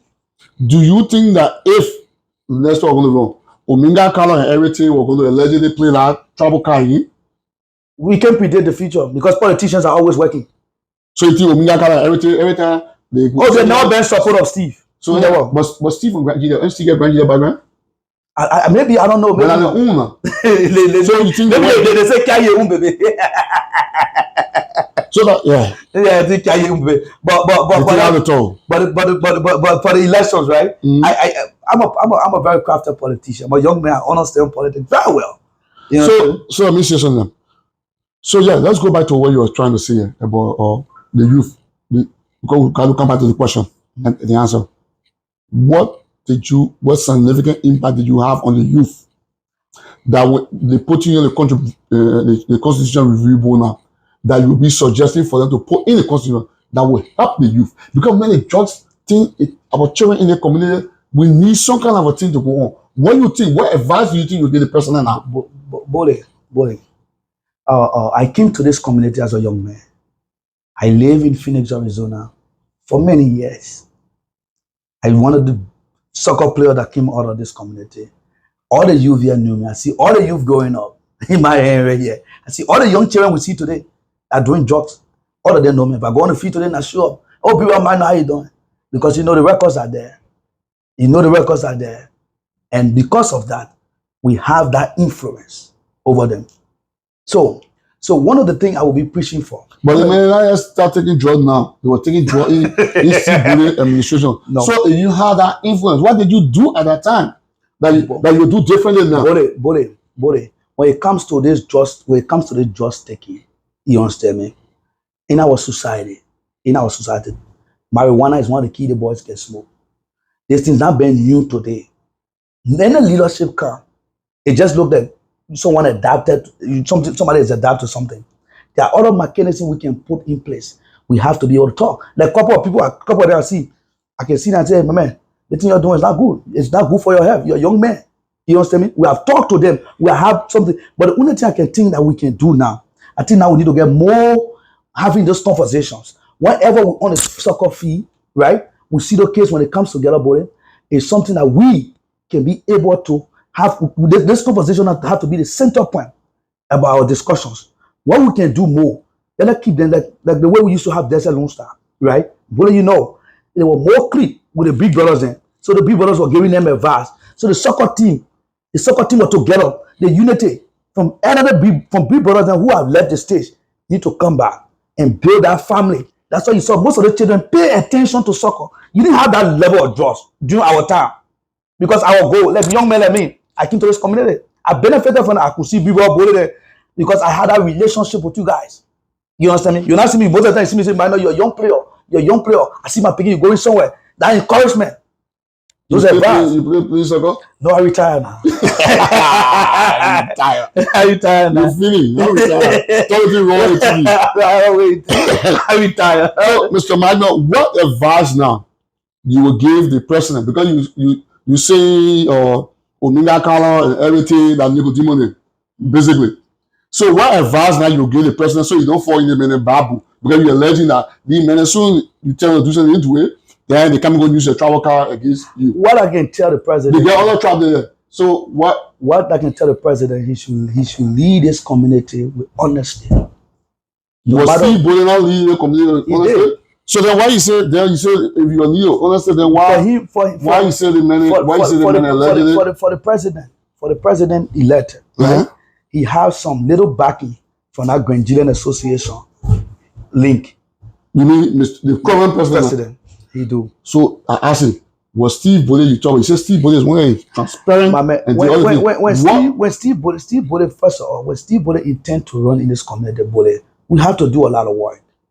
Steve Bole already have people who were antagonizing him already. Like who? Give example. After everything fall apart from everything, now what's supposed to Steve now? Everything was on the run. What do you know about the falling apart? What took place to cost that thing is okay? Now they say everything to say okay. Now I guess. Ominga Kala say okay, this is it. Because Ominga, everything you guys have the right to contact me to respond. Everything Mr. Magno is saying is solely the views of Mr. Magno Lobo are coming, and not the views of Bole TV. So we have to make that disclaimer. You have the right to fact check anything here. You have the right to respond. Mr. Lobo is also entitled to his opinion. So let me guys, my duty is to interview the guest. You, the public, are the judge. You, the public, are the jury. Mr. Bo, why continue elaborating? So let's come to my brother Ominga Kala. I have been in communication with him. Even when Steve ran the first time, I was one of the person who begged, talked to him to support us. And he gave his reason why he could not support Steve, which I will not state here. Well, you're on Raw TV. Man, it's not how No, he said maybe he talk about he Omega said, Color, right? yeah, he said his ideology doesn't align with Steve, and this is politics. So he said his ideology does not align with Steve. So he's not. Did he give you some example of his ideology? He said he's not going to support Steve. He came out of the clear. He said he's not going to support. At that time, who Steve was running against? Steve was running against Lester. So that it be the first time Lester beat Steve. Yes. So Omega Color said he's not supporting Steve. Yes. I'm not too familiar with this gum elections. You know what? I know you're not here, but so I mean when you say, because in order for him to have made that remark to you, you said he was doing Lester's. We drink. Yeah. No, we were trying to counter power. Yeah. To take off from having 12. Having 12. Okay. Yes. So you say his idea does not align with Steve. Which I respect him. Okay. Then you didn't give me no example as to what idea you about. Erite. For Erite part, Erite was in the spotlight. Because Erite was going, I think according to what the discussion was, Erite and Steve had decided for both of them to run on the ticket. But Erite wanted to be president on the ticket. But he knew that he could not win the president's spot, looking at the discussions, right? He offered Achi to be vice president to Steve. And the moment he funded that ticket, Steve appointed Achi. That was when you say Mr. Tay was looking to be president and he knew what I mean. Oh, he meant. Listen now, because I asked Mr. Tay in one of the interviews, I said, why you want to be board member? And you can't try to be president of the association. He said, no, you like to help all of us to succeed. That's not true. You don't believe that story? That's not true. It's not that story for let you said it to the children who were born yesterday, not us. So yeah, why? So he put Achi that what Achi aware that everything was missing as a pawn? If everything, you know, one thing is a raw TV. If everything is honest, everything know I know the inside. Everything know I'm very, very close to Steve. I know the inside how the appointment was made. So he can't deny. Everything even visited George. I was in the living room. He knows that. I only told George, I said, George, be careful.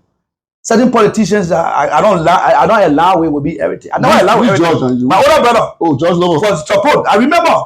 So I was in the living room. So everything know that I'm very.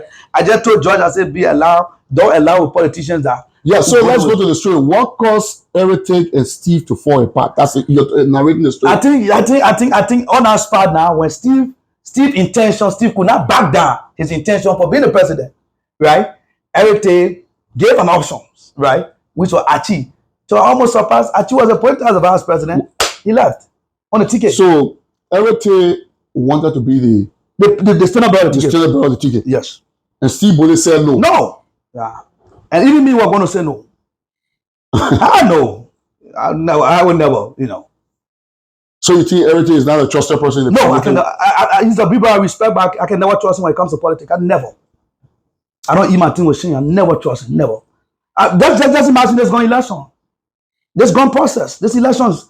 Heritage is passing around with the vice president. Calling himself to be board chairman. Yeah, but let me ask you, isn't that a constitutional right to choose who you want to support? No. I mean, not in public. I mean, that was public. Don't let other people say. So let's say if I was in that debate, let me put in the content. The board will everything will be. He was supposed to be expelled from the board because everything did not prove neutrality. The board should be neutral. You know that, right? Yeah, but Maureen Vanning also he resigned 2 weeks. They're supposed to the debate. Supposed to, but listen. Before he resigned, according to everything, Maureen Vanning has been posting Harry flyer on his page. So they all violated their function. So you see the thing about it. I remember I went to I sense the politics of the community a long time.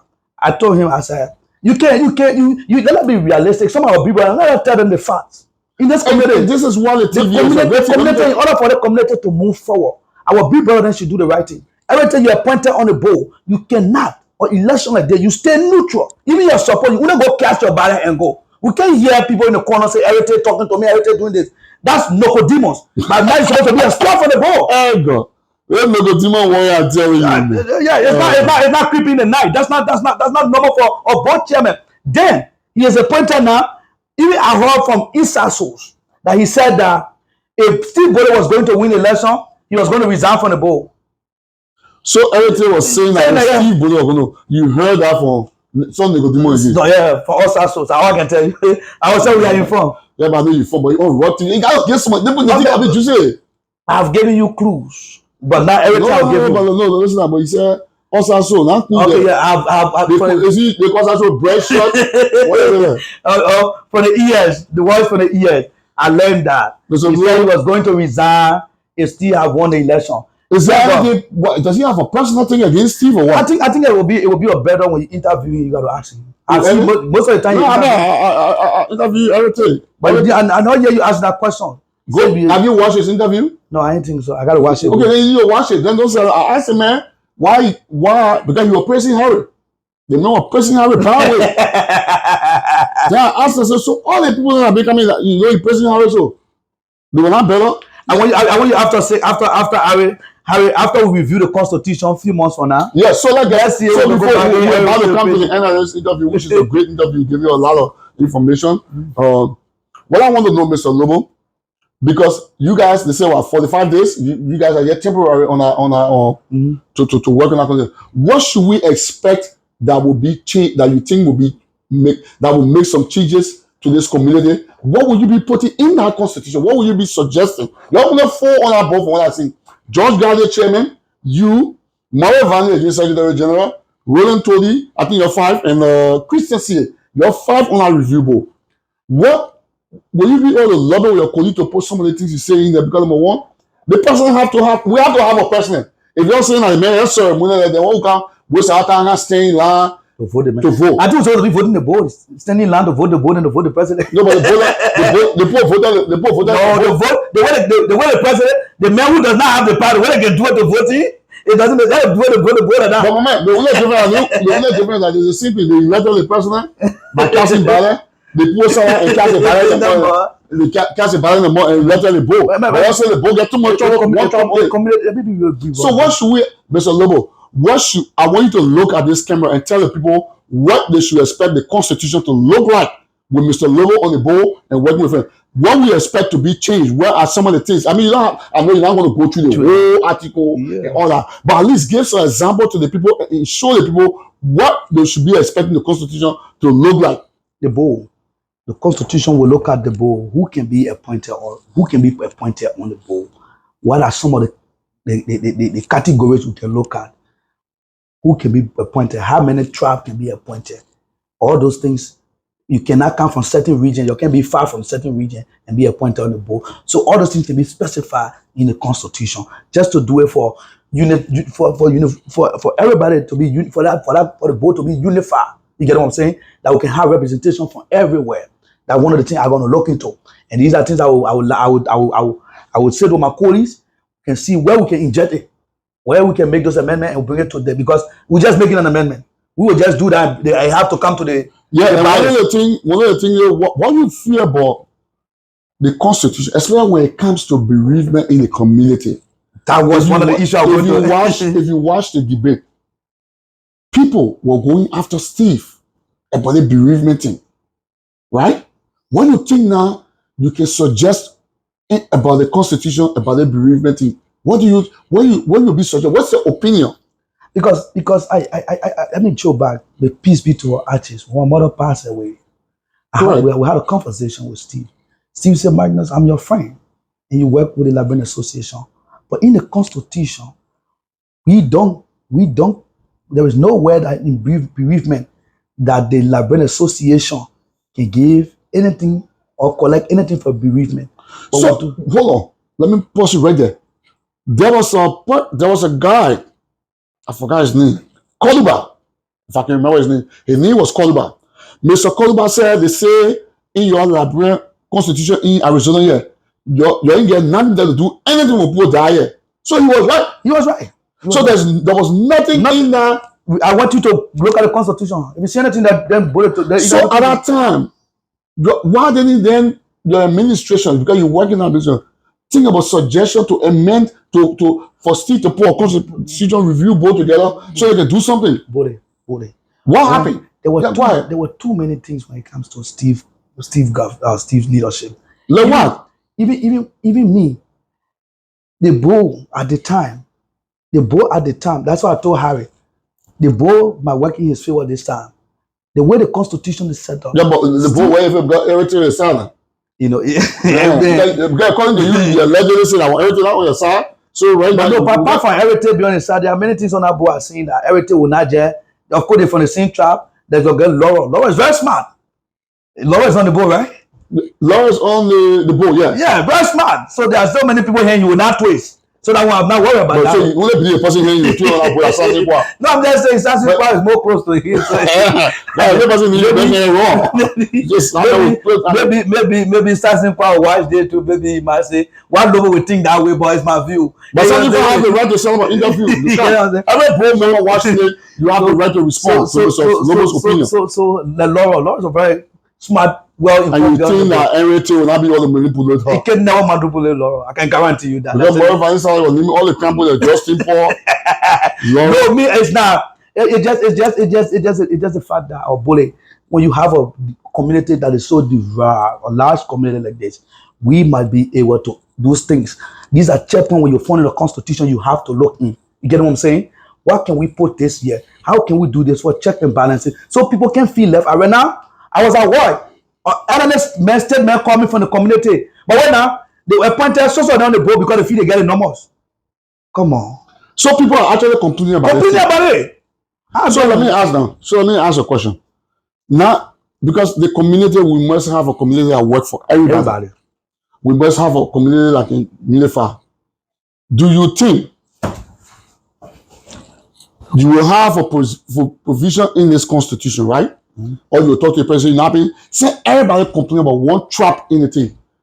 What do you want the person to do about it? Because I mean, the next person, I've had, besides you and Morfani, I've had other people saying, I should ask questions about it. Things are coming up to me. So as time goes by, you guys will see me bringing this issue up one at a time. What about proposal? What are you guys suggesting? One of my proposals will be, you must understand we have various counties, organizations in the state of Arizona. Right? So you think the president should say one person? No. When they're making an appointment, I think that should be what we should do to keep a unison. Now, what we should do in the constitution, right?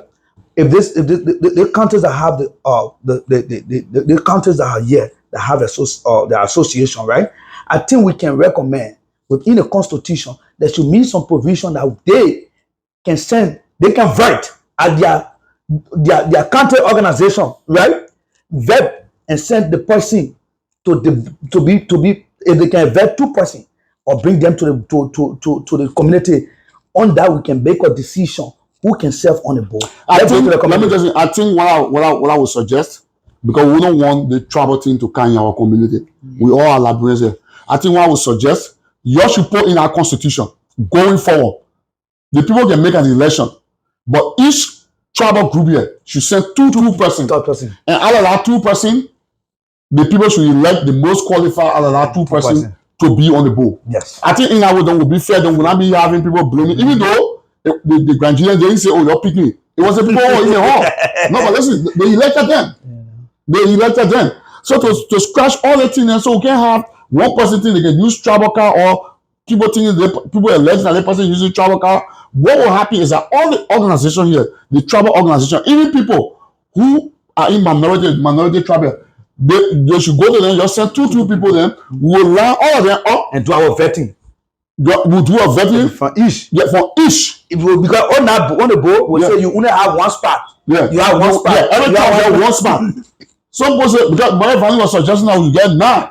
Yes. But then you say, oh, every tribe should be represented. Even in the future. How many tribes? Even in the future, what we can do, So let's do it. How many board members are you suggesting there? Because if we do this now, then wherever you go, let me ask you one question. Wherever you go, you say only 9 person can be on the poll, or 7%, right? Even 15%. We have more than 50 tribes in Liberia. Where the other minority tribe can say, but who represent, what will do that? So how many board members are you guys going to be suggesting that will come off for vetting and election? We do this vetting by region. We do the vetting by region. In Liberia, we get we can say the person from Southeast. And you get what I'm saying? Let us do it that way. So when you say Southeast, how many countries in Southeast, right? You know, you get Maryland, you get this. So, yeah, we can say, okay, 2% from the Southeast, right? 2% from this region, 2% from this region. So we can know whatever tribe you come from, because Lofa alone, we can't do that. Because Olofa would say, I get, you know what I mean? You can't have deal, but I see me. So yeah, you know, we can do it from a region. You can't put normal men and bandit men. This is why we got to craft it well. We can do it from a region. So that's what I'm saying now. Because listen now, you guys give the option to the people, the electorate, right? Mm-hmm. You are elected by the people and work for the people. The people make the election, they'll say the electorate to make one trap. Mm-hmm. So now, in order for you to come out to the people to change the thing, you have to come. What will you be suggesting would be the best idea? Region. So people will do about region. Yes. And we will be the one. And do you want it to still remain at 7? I'm looking at 9. What significant difference 9 person will be and 7 person can be? I think 7 because let's look at first of all, if we divide it by region, how many regions are we looking at? How many regions in Liberia? Yeah, we're looking at southeast, north, the northeast. Yeah, because that's the middle part. Yeah, you're looking about the east. Yeah, you're talking about the south. Yeah, coming down. Now 4. You know, when you banning Liberia, you banning all the north by Guinea, west by what? Sierra Leone, you are correct. And then on the east by what? Ivory Coast. Then on the north by the south by the Atlantic Ocean. So there are 3 looking right there. So you get 7 right now. 7. Let's say 5 minutes or crime minute. You can stay body. Even though like not everything is elected there. Even though not the person elected. Maserado alone. From somewhere from Maserado. We can say from Maserado alone. Maserado and Magidi, we come then into a bracket. We can just put from that region. So what would be the suggestion? Because we need to do it the proper way. Listen now, we don't want to make it look like we targeting certain trap. It's just from a region.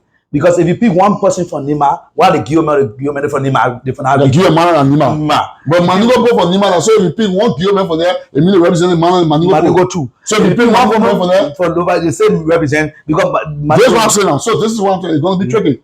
Yeah. Why if you take one Guillaume from there, Manigo organization can say, but we not represent it on the book. It's for qualifying for Nima. They are represented. So why if you pick one Manigo man, the Guillaume can say we not represented. And this is why we must not do it. So that's what I'm saying. No. We need to take the trouble thing. Let's do it by county organization. So we go to each county organization. County organization. Let's do it by county because there are a lot of Manigo people I know here from. But if we're doing that county though, Manigo man only for Nima. When you from Lofa, if you from Lofa, you are Manigo man. You can serve on the board. Let us do it by county. Okay.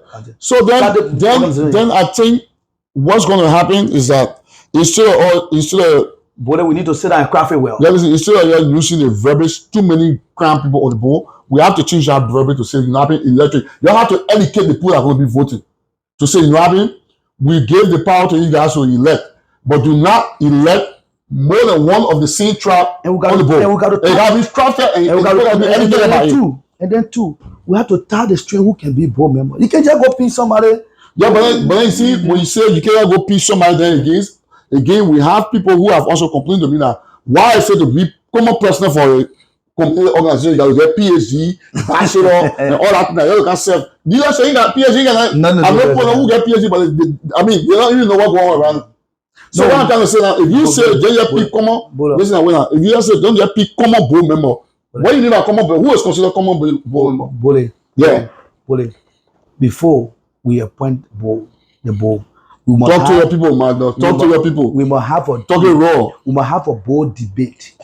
Those who want to be board member, just how you had debate for Liberian Association. Board TV, I can even host 2 at a time to say why you should be the most qualified person to be on the board. Yeah, they propound to us. Let us understand their knowledge. It doesn't matter, even if the subject and verb doesn't agree. The argument will make sense as to what exactly. Making sense. So yeah, so people can articulate. They understand. Now, if you want to talk like they really speak their data and still understand the issue. We'll find interpreter. And these are something we have to look at into the context. But we can just say the board is something because let me be with you today. If there's a breach in the constitution or something happened in the community, right? The board is the one who sit. And it should be knowledgeable. I can carry. But now there's the thing now. You talking about say the president has no power, the board doing it. If you want to give the president veto power, then where does the check and balance come from? But no, Bole, we should have limitation in the president veto power. Okay. So who will be doing the check and balance now? Because from what I'm looking at here, you say the board get too much power. They will get Right? too much power. So what power are you planning on taking away from the bowl to give to the president? What power are you planning for the president to keep? You know, We won't know that. Yeah. But you see, for the president to write a check, it don't have to be approved by the board. Who will have to be approval? You understand? Because one of the reasons is that, listen, who want president, when Nestor get 2,000 naira raw here, and you say, make post the account. So what the board did? Where did they go to? Yeah. That's a question. That's a good question. That's a question. That's a question right there. You know, this is the very first thing, bullet. There are a couple of things we have to review. You understand me? The president. So that's why I say, what power are you, when you say the board get too much, can you give me one example? Just because I check, because the money area I see, you talking about, say, the president don't need a board to go red check. Does the president need, because the president is now, when we voted for the president, we didn't vote for only the president, the vice president, we voted for the whole team. Me, the financial secretary, everything. First of all, why do the financial secretary keep the money, do everything, all can get treasure? I don't understand that too. So we vote for one president, then we get here a team. When they hear a team will go sign for money, no, I agree with it. Somebody from opposite team have to be there to make sure how that man going to go get that money. Because nothing like a team, he paid the team will be loyal to him. So that one I agree with. So that's a different one. Because that money issue when the president alone that will go to bank, I agree to that one. No. That one must stay in the board. The president alone can go to the bank. Yeah, but you say the president has a sound check, you need the board approval. You understand me? That other power, please keep it for the board. The president will go to the bank to take check, but the other one, you can come and sit down and compromise on it. Okay. Yeah, but that one, what the president alone, and only a member of the team will go to go sign for that money in the bank. No way. That one about a year is a bulletin will be on it. Bullet. The president is the president. Well, I agree. But when you look at these constitutions, when you look at over the years, the way the Labor Association are operating, the president does not have the independent power. This is what I'm trying to understand. Why did Steve sell? President Harry Connick just came into this picture. Let's look at Steve lived in the community for a long time. Why didn't Steve set up a constitutional review? Bully. Can you please tell me one of the things that was distracting Steve so bad that even though he give the constitution a message that he couldn't answer about it? Vanny Baba didn't play with Steve. Vanny there? Oh, Vanny there? Oh, Vanny. Let me tell you, Steve, there are many times, even Steve, I remember Steve calls that, he said, they put a vote, no confidence. Steve said, he could not work for Vanny. Yeah, because I have that letter in my possession when Vanny was threatening everything. You know? Yeah, I have no confidence. Over the years, there were too many. What is the procedure that you have to go through to even write a letter of vote of no confidence in a person? It's not even in the Constitution. So that's right. So there's nothing. So why? So you see the reason why we're telling you? So you want to tell me that all the parts gonna be doing things illegally? My man, can you imagine? They can go to the paper. The other one, I remember saying, I've been one for the check. The paper say they check in your personal account. Who paper say what in your personal account? They said when having 12 regime, right? Yeah. When he went for the check, I think he went to meet he went for the check. What the secretary at the time was Yasia? I don't even know. Yeah, I think it was Yasia. I guess they said the person said the organization and the person I guess the person was keeping the money in their own personal account. Why? What wrong with the organization account? Why are you asking me, Bully? Mr. Lobo, listen, man, we will do part 2 of the interview. Any parting statement? Give your last comment before we go. I want to tell you, thank you for coming to my house for the interview today, and at least, you will be able to hear some of the insight. Mr. Lobo is one of the individuals in this community. He say his mind. He doesn't really care. At least he will be able to be set free. Most of the people I call in this interview, what I said about them is very fact, because those are people I interact. And I don't sugarcoat what I say. And I believe that we're all working for this community. And I want to say thank you to the president for appointing me again on the committee. And we'll do the Liberian people work. But I can say the little expertise I know, I will be able to use it within there so that our constitution can be the Liberian Association constitution for the people. So we cannot have to come back to this Barabudo story all the time that the constitution is this way, this way, this way. And we'll make sure that we include everybody. We'll make sure that we have bright minds on the constitution like Ambassador Tori. Those are things we have to look at. We'll be able to sit and we'll know whether this works for us, whether this not work for us, And not just that, someone always takes some advice from us, sir. And even Mr. Bode, if you get some advice. I'm on independent TV. I won't have a brother by accuse me of No. I'm talking about. Suppose say I want Harrison, suppose say I want if you want to make some adjustment to the Constitution, where you got your own view on some of the things in the Constitution, you can call one of us and talk to us. And but I'm doing on Raw TV here now. That don't take power for the board. I take some money. Like when it comes to money, I want somebody else to fact check you. That's your thing. So yeah, we look into that, Mr. Bully, and you understand me. We'll see how best we can do it. That will be reasonable for our people. I want to say thank you for coming and thank you for the interview again. All right, you heard the man on Bola TV, Magnus Lobo. The man want the president to be signing chairs so here, the man go chill in the room. It's not going to happen. The boy will keep the other one. You heard Mr. Magnus Lobo. He said, Mr. Heritage, so you agree, you forget, you go all your crime parents on your voice, that man. You don't do that car. You heard that. Not from Bola TV. But thanks for watching, and you got it raw on Bola TV. Thank you, Mr. Magnus. Ladies and gentlemen, this is the voice of Mr. Roland Tolly. I tell you, man, the man is brilliant. I brought you on Bola TV, so you're the man raw. The man really tell you, you could be in the lab organization, you die, they ain't going to visit you. So the president will decide because the president will carry they might come as association, but they will not give you ports. They will not give you money. The man correcting now. The man say, what you say, your darling, who come in there? Anyone pay? Who come in there? But man, thank you so much. Yeah, man, it was nice. Let me come across that way. Yeah. So we can tell the people thank you together. Yeah, sure. So yeah. So ladies and gentlemen, this has been the Bola TV production. I'm here with my little brother here, Mr. Roland. Thank you for watching. Talk to you later.